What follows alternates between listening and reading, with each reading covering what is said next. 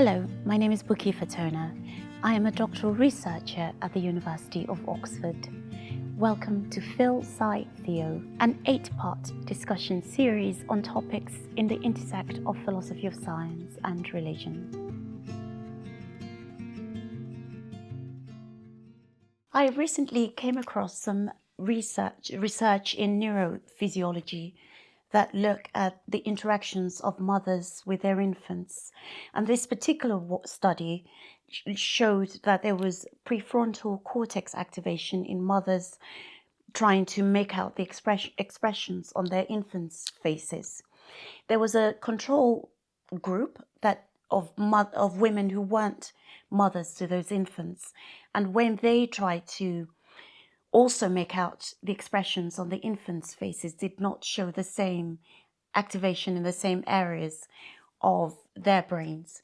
Is there any connection between this study and your work? There should be.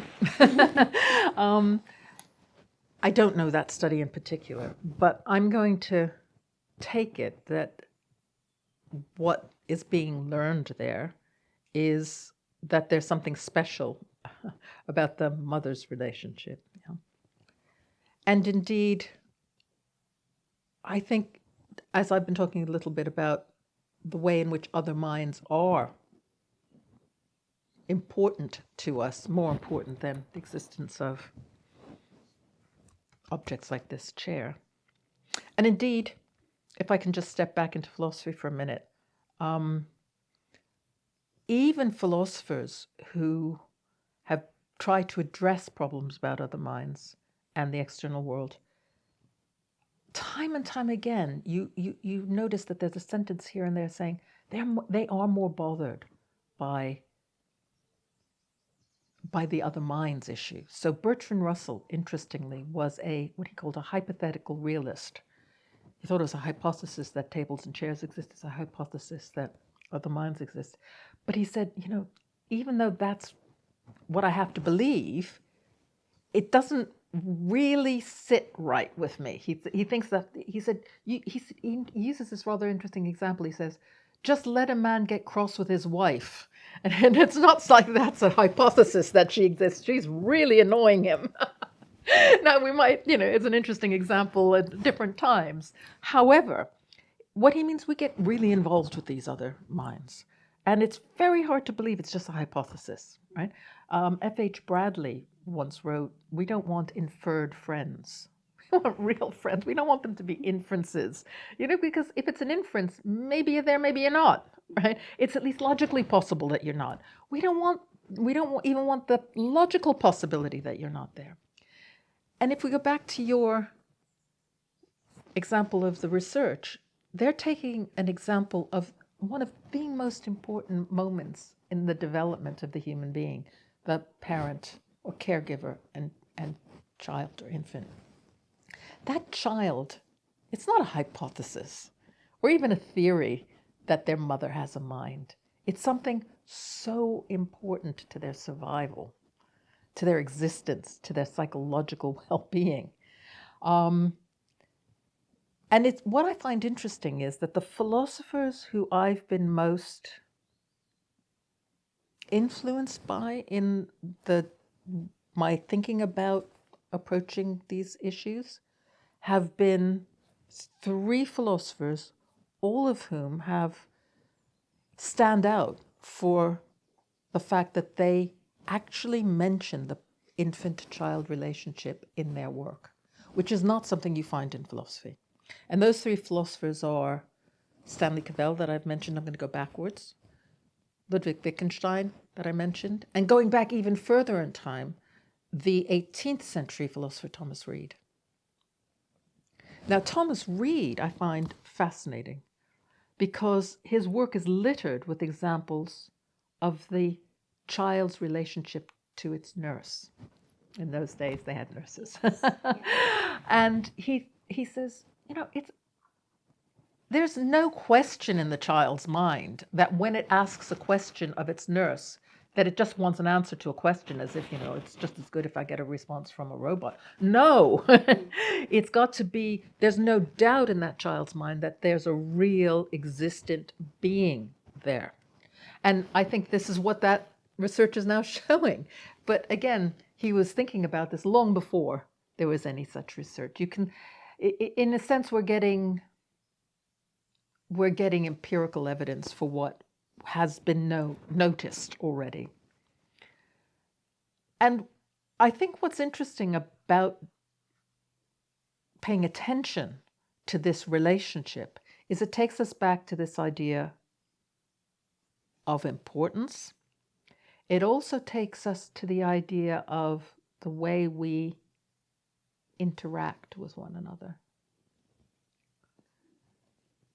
And I think that, you remember, I started with a very intellectual question. How do I know about the external? How do I know about your mind? But we're now beginning to talk about the fact that I just do behave in certain ways with you, in a way that I don't behave with this chair, and in a way that I don't really behave even with my dog and my cat. I might behave in certain ways that's more like the way I behave with you than the chair, but there's something very, very distinctive about the way I respond to you. The way I care. Again, that word's really important. The way I'm interested in you. I think all of this comes out of this very primary importance, this primary care, this primary interest we have in each other that's evidenced in the parent-child relation.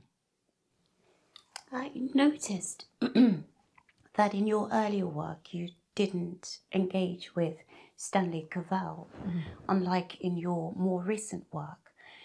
What is the reason for your recent interest in and engagement with Cavell? Well, I think if I just approached this question as I was introduced to it as an undergraduate and as a graduate student, and as, at that time at least, so much of the literature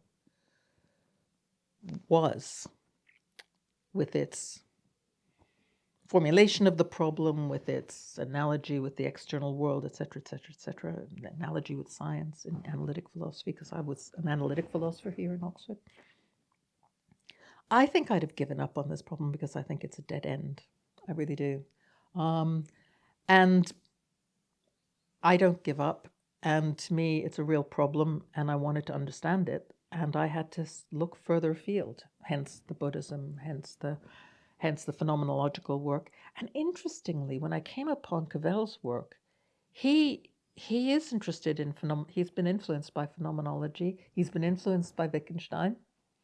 Some people see him as an interpreter of Wittgenstein, and they can debate whether he got him right or wrong. That's not what interests me. What interests me is what he learned from Wittgenstein, what he did with it.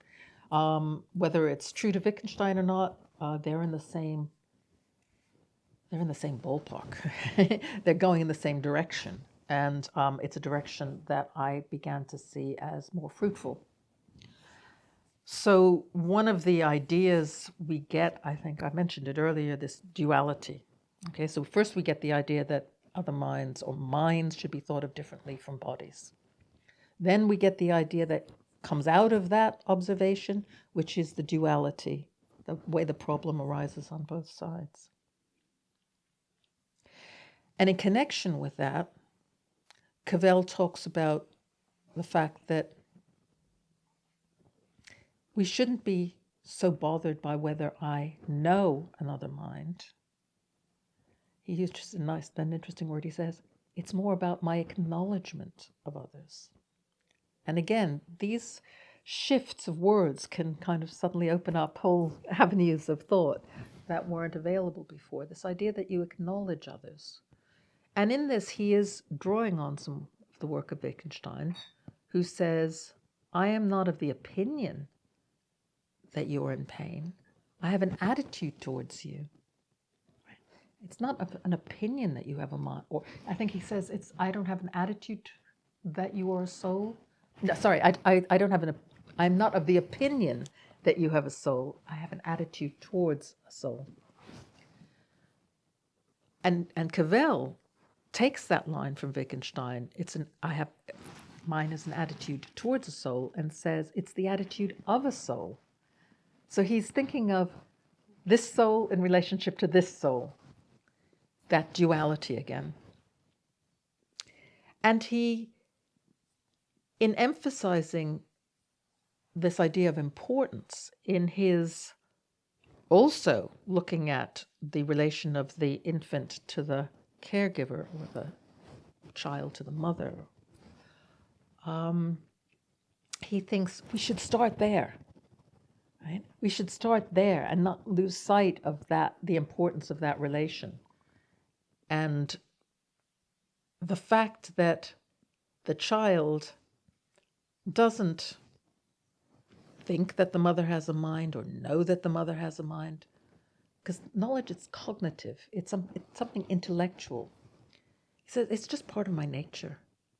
This is the way we respond to each other. It's part of our nature that we respond to each other as creatures of a certain sort, in a way that we don't respond to things like this.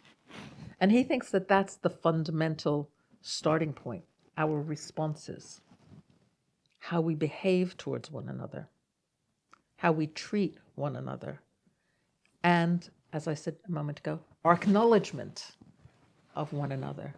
And he says, I can turn my back on you. I can not acknowledge you.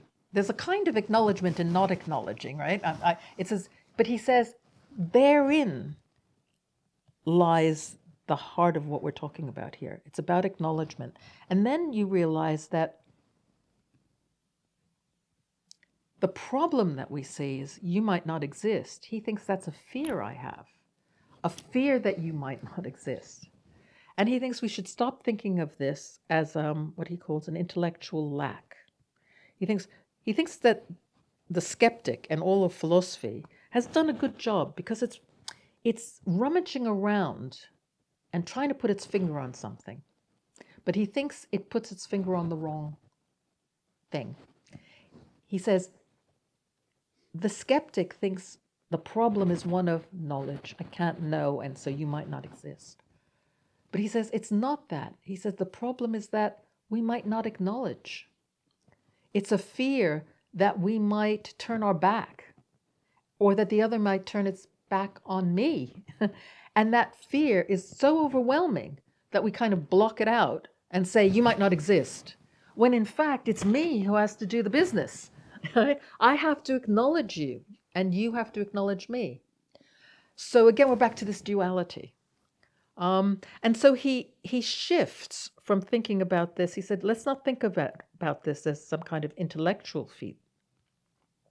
And indeed, let's not wait for science to tell us whether other creatures have minds. Really, just look at how we respond to them. Okay? And I think there's something really important in this, because, of course, there's going to come a day when we have to decide, have we created in these, what are now automata, are we going to be able to, how are we going to treat them? Do we get to a point where we can't help but say, don't harm that creature, even though we've created it? And that's, for Cavell, that's the test. The test is how we respond, not what we know intellectually, but how we respond. It's quite complicated, and I'm not sure I've been terribly clear, but I hope I'm getting some feel for the shift. I hope so. I wondered, does he use the term acknowledgement? Yes. Because it's interesting, the word knowledge in there. So is it doing something with the word as well? No. So saying this takes us beyond or towards knowledge? No, beyond knowledge. Beyond knowledge. Yes. He thinks acknowledgement is beyond knowledge. Yes. And he thinks our knowledge, as he said at one point, knowledge would be nothing without acknowledgement. Not acknowledgement. That's it. Very interesting. Yeah. So, from what you've said, it sounds like we don't have to approach the problem of other minds as an epistemic problem.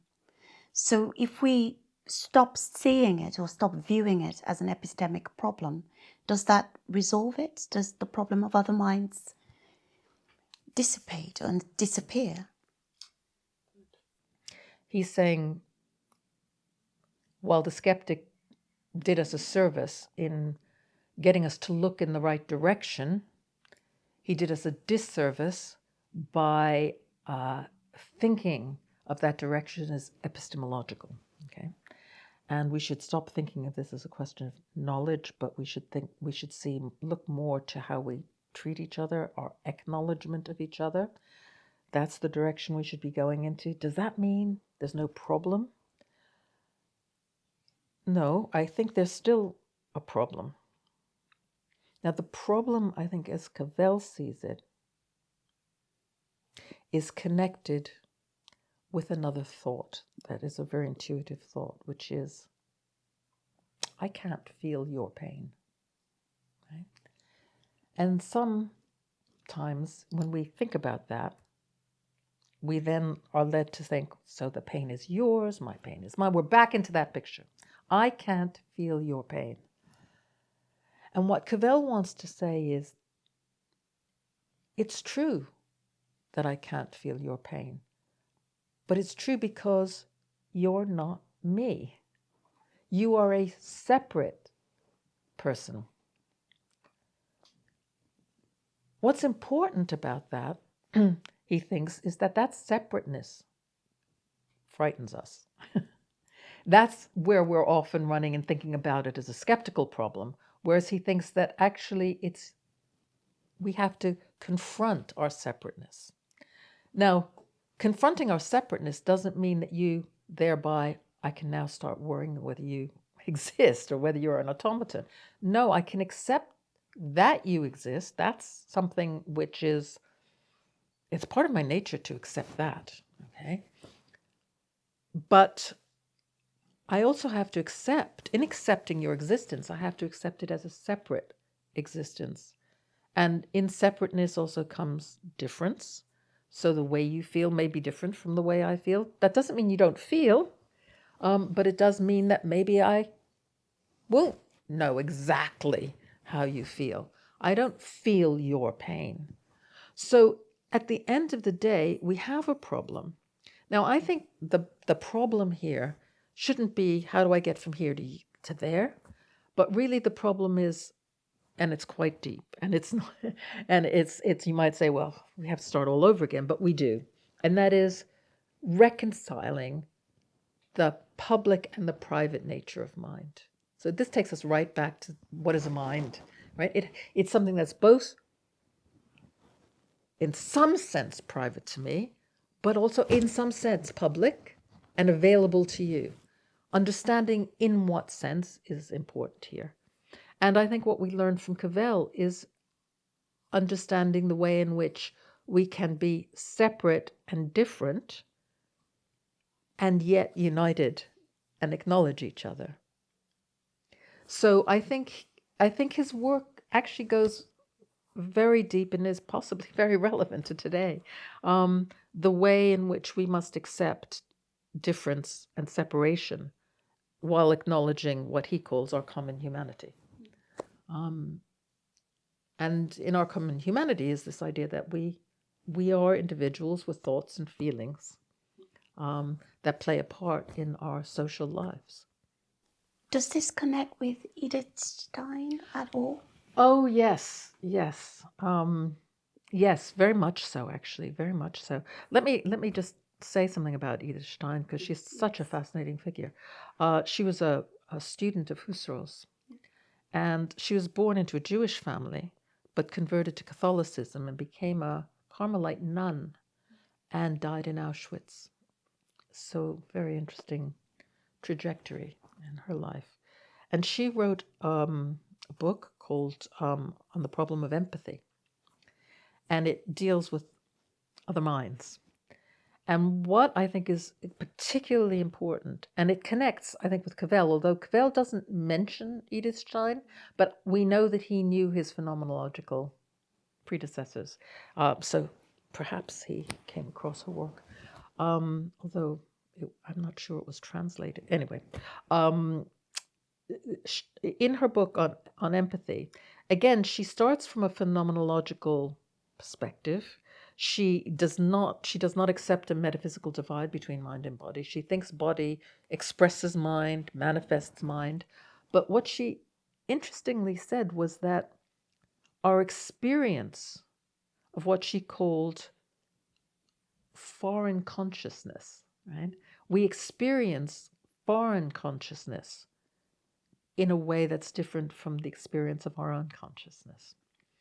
And the difference lay in the fact that our experience of foreign consciousness is always and necessarily incomplete.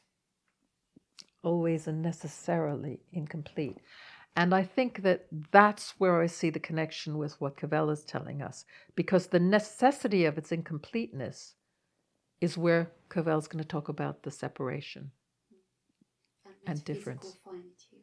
Well, he calls it metaphysical finitude. He calls that separation, an acknowledgement, or I'm using the word acknowledgement here in a different way, but our acceptance, better word, I think, our acceptance of our metaphysical finitude, that I am separate from you. I am a finite being, and you're another finite being. So in that, I find a really interesting connection, and I do mean to go back and study in more detail her work, but because I think it's very, very important work on this topic. Yes. Thank you very much for a fascinating conversation. We've gone from Grice and ranged over Cavell and Thomas Reid and ended now on Edith Stein. And obviously holding all of that together is your work. Thank you very much for your time and for your hospitality in your beautiful home.